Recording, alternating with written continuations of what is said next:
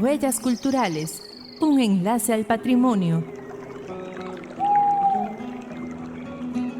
Hola, ¿cómo están? Bienvenidos y bienvenidas a otro espacio más de Huellas Culturales, un enlace al patrimonio, programa del Museo del Jade y de la Cultura Precolombina del Instituto Nacional de Seguros. Siempre felices, muy contentos de estar con ustedes y llevarles pues información y temas muy interesantes en cada programa que hacemos desde que iniciamos con esta serie de Huellas Culturales, con invitados ya muy conocidos y pues, de muy grata presencia, como es el caso de Sergio García, que es también arqueólogo y trabaja con el Museo del Jade. ¿Cómo estás? Bienvenido como siempre, Sergio. Muchas gracias, yo feliz, ¿verdad? De otra oportunidad para seguir compartiendo y explicando o hablando más sobre este tipo de manifestaciones o prácticas que tenían nuestros antepasados. Así es, conocer cómo vivían, qué pensaban, qué sentían de cierta forma nuestros antepasados de lo que hoy se conoce como Costa Rica.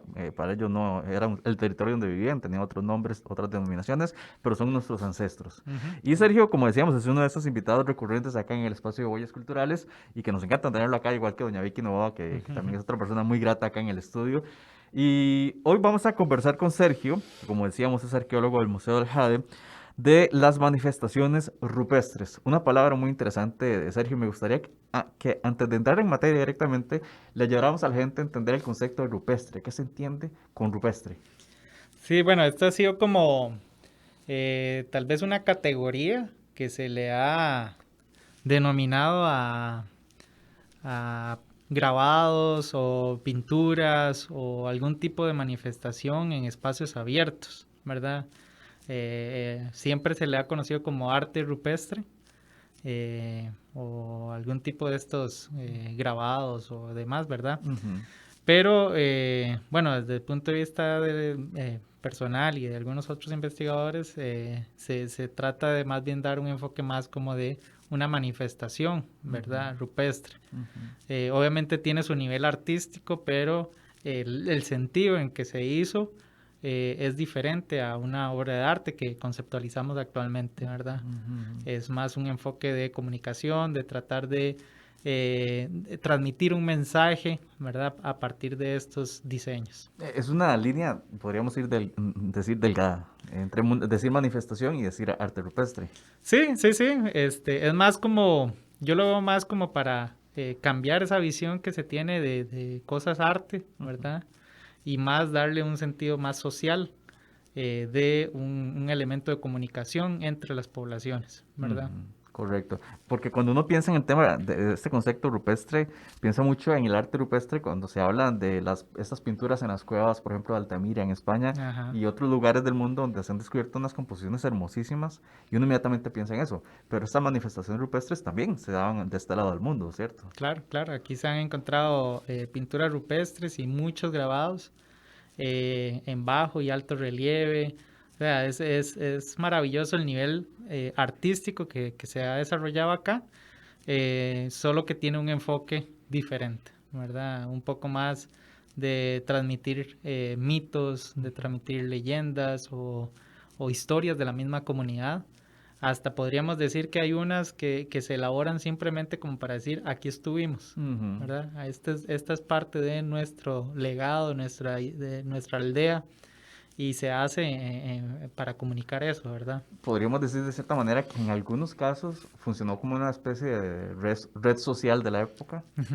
Podríamos decirlo Sí, así. por la publicación en el muro. Exactamente. Aquí Sí. estuvo Sutanito. Sí, de hecho, bueno, en Argentina hay unas paredes rocosas donde lo que se imprime es la mano de la persona Ujú. o se expulsa pintura sobre la mano y queda el negativo o la imprenta de la mano. Y lo que se ha hablado es eso, de yo estuve aquí, ¿verdad? Y dejo esta marca de mi mano, ¿verdad?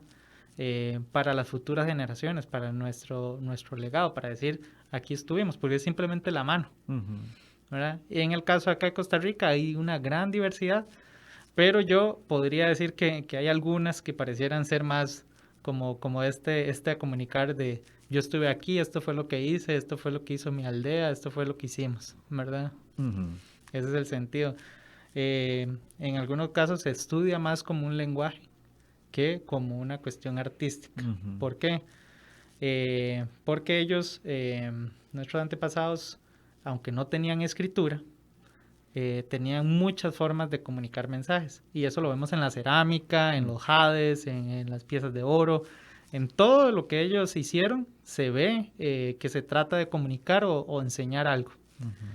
Y la manifestación rupestre no está lejos de eso. Y en algunos casos hemos encontrado diseños en rocas grabadas que se encuentran también en cerámicas.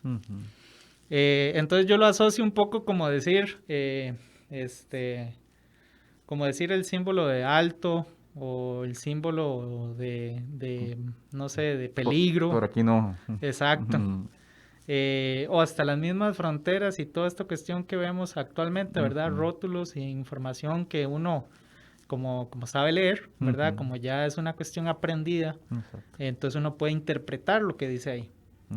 Para nuestros antepasados existían elementos comunicativos globales o grupales y otros locales, ¿verdad? Que solo ellos podían entender como grupo. Entonces, actualmente es un poco difícil tratar de dividir o separar esto, pero hemos visto, por ejemplo, la espiral. La espiral aparece en todo Costa Rica. Y bueno, no solo en Costa Rica, en Nicaragua, Mesoamérica. Ahora hasta en camisetas los hacen Sí. por un tema turístico, digamos. Sí, exacto. ¿Por qué? Porque es tan representativo o aparece en tantos elementos, rocas, cerámica y demás, que creemos o se cree que efectivamente es uno de los elementos de comunicación global, ¿verdad? Algunos dicen que puede ser agua, algunos dicen que puede ser como una zona de territorio, marcar un territorio, una aldea, pero estamos en ese proceso de entender qué querían decir nuestros sí, ancestros sobre el tema. eso es bastante complejo. Sí, Sí, sin duda. Es el trabajo que hacen los arqueólogos, con un poco de detectives del tiempo, podríamos decir. Sí. Estamos en Huellas Culturales, hablamos de manifestaciones rupestres, que es un término, un concepto, según nos explicaba Sergio, más amplio, podríamos decirlo, que decir arte rupestre. Correcto. Las manifestaciones rupestres hablan de muchas cosas, de muchas ideas y de muchas costumbres y formas de comunicar de nuestros antepasados, de lo que hoy es el territorio de Costa Rica y más allá. Vamos a hacer una pausa para ver la agenda del museo y regresamos con más de Huellas Culturales. Huellas culturales. El Museo del Jade y de la Cultura Precolombina del Instituto Nacional de Seguros tiene el agrado de invitarle a su ciclo de conferencias virtuales, todos los miércoles a las 3 de la tarde. También le recordamos que puede visitar nuestras exposiciones permanentes y temporales de lunes a domingo de 8 de la mañana a 5 de la tarde.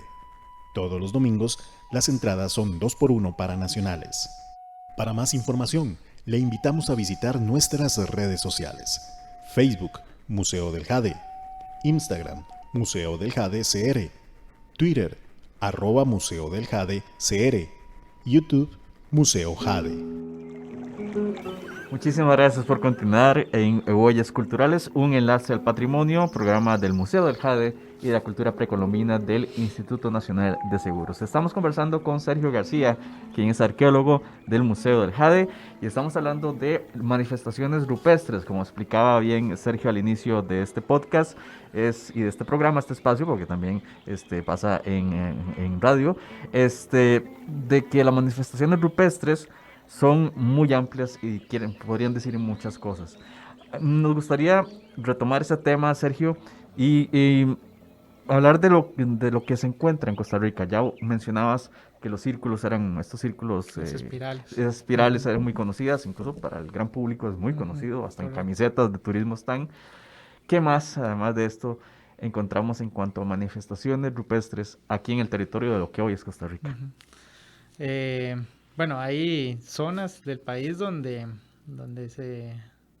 tal vez se mantiene o hay como una consistencia en algunos diseños, ¿verdad? En la zona tal vez de Pérez Celedón o por la zona sur, hay mucha lo que le dicen no figurativo, ¿verdad? Estos son, casi siempre son líneas, puntos, círculos, espirales.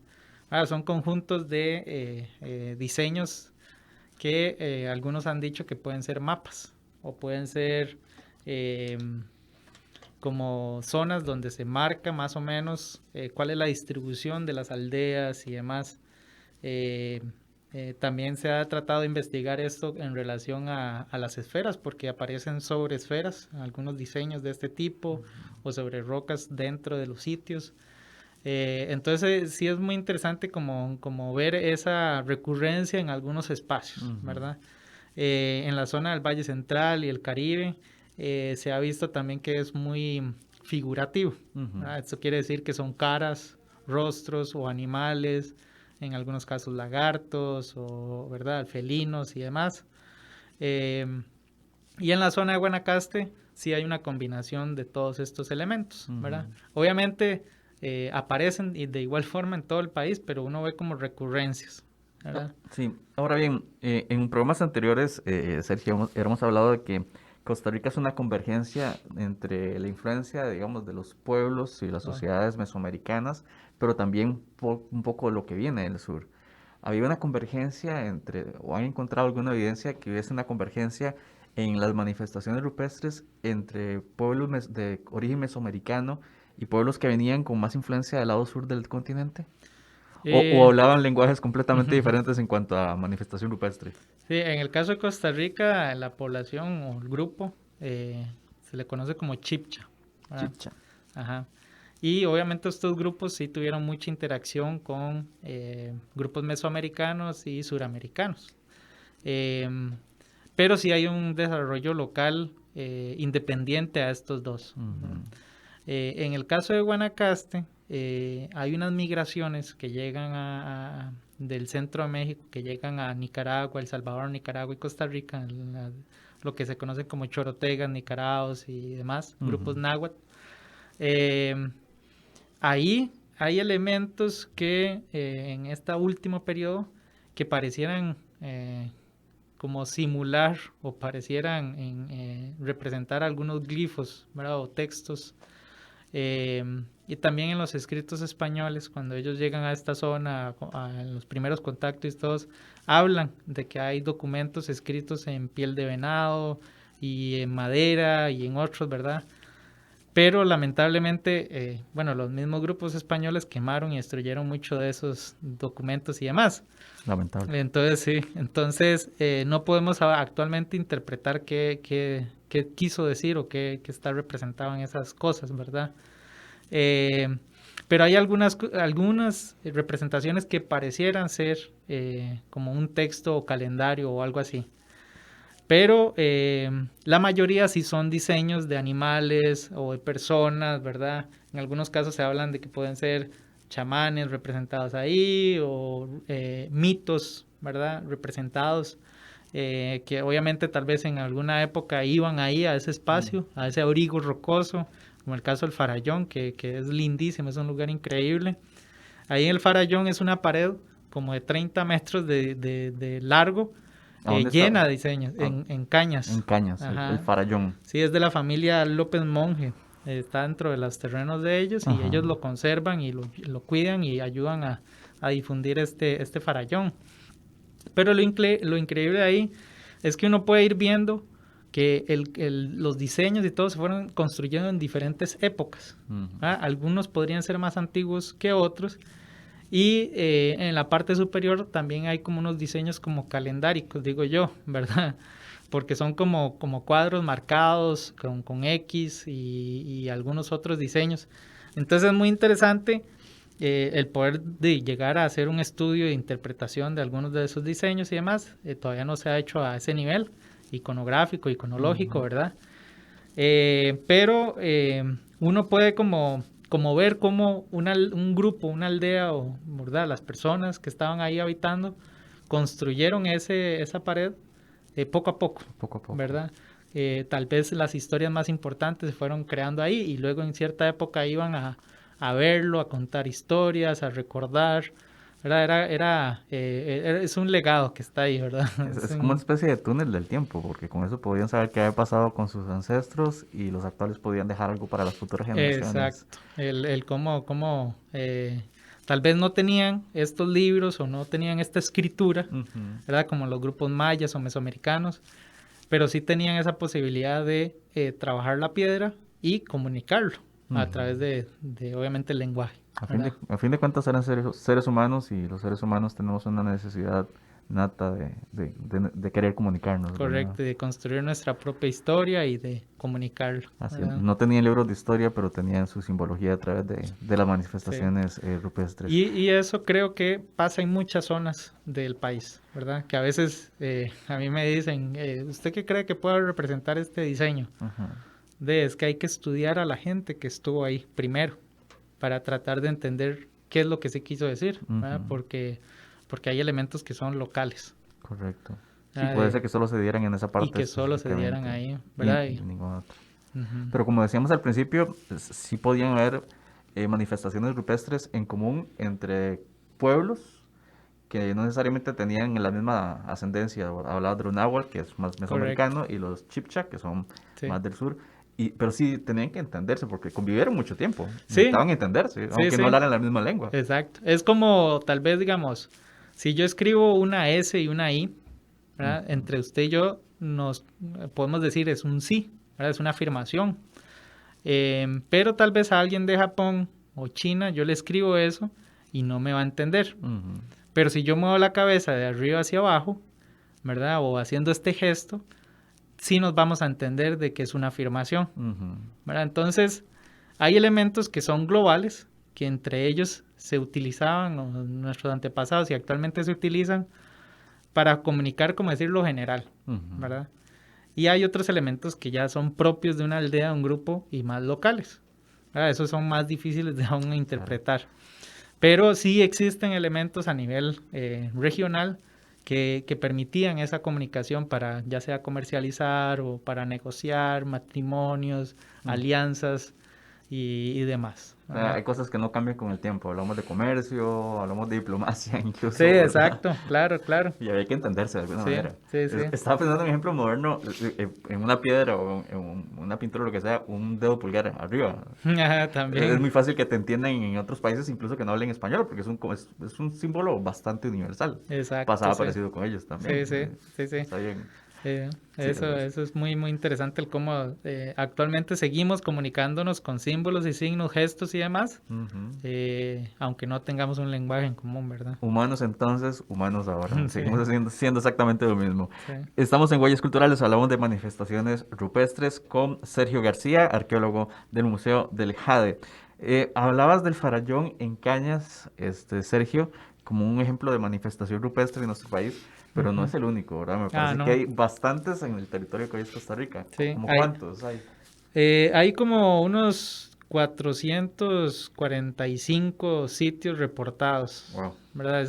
Realmente para esta investigación en el museo hicimos un mapa con la ubicación y de casi la mitad de Costa Rica está lleno de petroglifos y grabados y también encontramos 2 que son pinturas rupestres, que eso es sumamente interesante porque, la pintura se puede lavar o se daña muy rápido y se cae. Tal vez algunos petroglifos estuvieron pintados y con la exposición al clima y demás, a la lluvia, se lava, ¿verdad? Se deteriora. Al clima tropical. Sí, pero bueno, en la parte de Salitral de Bagaces se encontró uno que se le conoce como el mico pintado. Yo cuando lo vi, yo dije, seguramente es que rasparon la roca y entonces la capa más blanca es lo que se raspó y lo más oscuro es como un moho o algo que la roca ha tenido, ¿verdad? Y no, era pintura que estaba sobre la roca, ¿verdad? Entonces sí es una técnica de pintura o de aplicación de pintura que, bueno, hay diferentes tipos de técnicas de cómo aplicarlo, ¿verdad? Y hay otro que se le dice la Cueva de las Tinajas, que está por Liberia hacia el volcán Rincón de la Vieja. Y ahí sí se encontró grabados sobre la roca, ¿verdad?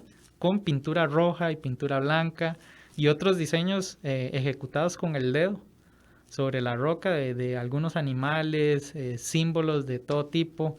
Eso se conservó porque es como un abrigo rocoso. Entonces la roca misma protege de la lluvia y del clima a los grabados y pigmentos.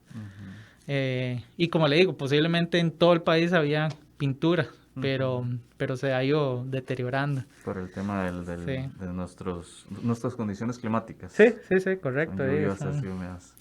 Sí. O sea, podríamos pensar que en su momento hubo miles de estas por todo el territorio, por buena Correcto. parte del territorio. Sí, y puede que hayan más, ¿verdad? Hay que seguir investigando y ver si también la gente que conoce o sabe, ¿verdad?, de algún lugar, que lo comunique al Museo Nacional para investigarlo y poderlo estudiar, ¿verdad? Eso es muy importante de nuestra historia, que hasta ahorita solo hay 2, ¿verdad?, reportadas. Hasta ahorita, ojalá que sigan apareciendo, ¿verdad? Eso es lo interesante de la arqueología, Sergio, te lo digo porque, como te decía antes de estos programas, pues es un tema que me interesa, y más desde que puedo conversar con ustedes del Museo del Jade, porque es un trabajo en proceso, básicamente, la arqueología. La gente tiende a pensar que los museos es un lugar estático, que la investigación, que la arqueología ya todo se descubrió, y no. No. Esto lo he escuchado ya varios arqueólogos y arqueólogas. No. Aquí queda todo por descubrir. Sí, hemos descubierto mucho, pero ¿cuánto habrá allá afuera? Sí, eso es, bueno, increíble para nosotros, ¿verdad? Para el costarricense que sepa que tiene una historia más antigua que un bicentenario, ¿verdad? El bicentenario se celebra y es importante porque es nuestra parte de la conformación del gobierno, del Estado y del Estado-Nación, ¿verdad? Pero nuestra historia tiene 12,000 años de antigüedad, ¿verdad? Y mucha de esa está ahí, en el campo, enterrado o cubierta, ¿verdad? Y hay que seguirla estudiando para realmente entender y proteger este legado ancestral que tenemos, ¿verdad? Así es. En algunos casos, hablando con otras personas, se desconoce mucho del arte, bueno, de los diseños, de manifestación rupestre, de que Costa Rica somos multiculturales, multiétnicos, y eso es parte de la arqueología. No solo investigar los sitios arqueológicos y a los grupos que estuvieron antes asentados y demás, sino también ver eso como parte de nuestra cultura, de lo que somos, ¿verdad? Así es, parte del reconocimiento de nuestras culturas ancestrales, y muchas de esas todavía representadas en algunos pueblos que son costarricenses como nosotros, como los Bibris, como los Cabécaras, que siguen aquí con nosotros. Sí, y yo también digo que en nosotros mismos, porque simplemente el hecho de consumir alguna planta porque la mamá le dijo, la abuela le dijo, no, es que la hoja de papaya le ayuda por se siente mal del estómago, o el mozote, o esto, lo otro. Todo eso es ancestral, eso es un legado. Los tatuajes, las expansiones, todo eso es ancestral. Y bueno, mucho de lo que el costarricense practica y hace, la olla de carne, tamales, todo eso es ancestral. Entonces, no solo en población indígena actual existe eso tal vez más evidente que en nosotros, claro, pero nosotros también, y en la genética, ¿verdad? Uno de los programas que están en esta serie de podcast de Huellas Culturales, hablamos de la dieta precolombina. Y después de conversar, yo le decía a la invitada en ese momento, terminé con hambre, porque tenemos, por ejemplo, tortillas de maíz, que es algo que viene de nuestras culturas antiguas, y es parte. Cuando hablamos de la Costa Rica multiétnica y multicultural, estas no son simples palabras. No, claro que no. Dice mucho. Sí. Y por eso que mencionabas, ¿verdad? Y ese legado que traemos, y en los genes, además, porque los costarricenses tenemos un porcentaje importante de estos antepasados. El 43% es de la genética es aborigen, ¿verdad? Es de grupos indígenas locales. Creo que el 53% se dice que tiene de genética europea. Y hay también afro y asiática, que creo que afro va como un 10 o algo por ciento, y chino un 2%, una cosa así. Ahorita no lo recuerdo bien, pero efectivamente los estudios genéticos del costarricense tenemos estos 4 abuelos y abuelas. Un porcentaje importante de sangre, de ADN de nuestros ancestros originarios. Correcto, sí. Así que aunque usted se vea blanquito, ¿verdad? Puede que tenga un porcentaje de de nuestros antepasados. Siempre, Ahí, sí, siempre va a estar aborígenes ahí. ahí en la sangre. Es importante. Pero bueno, no nos desviemos tanto al tema, ya tenemos que ir cerrando. Estamos hablando de manifestaciones rupestres. Sí. Son temas que siempre dan para hablar muchísimo más, Sergio. Manifestaciones rupestres en nuestro país. Hablábamos de 445 sitios arqueológicos descubiertos hasta la fecha. Y haciendo una recopilación para ya terminar, manifestación rupestre, decíamos, es un concepto muy amplio que podría tener el arte, pero también muchas cosas cotidianas, ¿verdad? Sí, eso es un medio de comunicación que se utilizó Uh-huh. con un nivel artístico, ¿verdad? De técnicas, de trabajo, de cómo picar la piedra, cómo aplicar pintura y demás. Uh-huh. Pero el sentido en sí es el comunicar, ¿verdad? Ya sea una historia, un mito, en dónde estamos, ¿verdad? ¿Qué nos rodea? Cuál es nuestro territorio, demás. Eso es mucho de lo que se quiere transmitir o comunicar. Y seguimos tratando de comprenderlo. Eso En es. eso estamos en este momento. Uh-huh. Y si usted quiere conocer más sobre este tema, las manifestaciones rupestres en nuestros pueblos precolombinos, no dude en visitar el Museo del Jade y de la Cultura Precolombina. Recuerde que para comprar sus entradas tiene que hacerlo es solamente online, a través de la página web museodeljade.ins, barra en el medio, cr.com, y después vaya a disfrutar de todo lo que tiene que ofrecer el Museo del Jade, que es muchísimo. Claro. Así que cordialmente invitados. Bienvenidos. Así es. Sergio García, arqueólogo del Museo del Jade, Muchas muchísimas gracias. Se despide su anfitrión César Barrantes y hasta acá, Huellas Culturales. Gracias. Hasta aquí, Huellas Culturales, un enlace al patrimonio.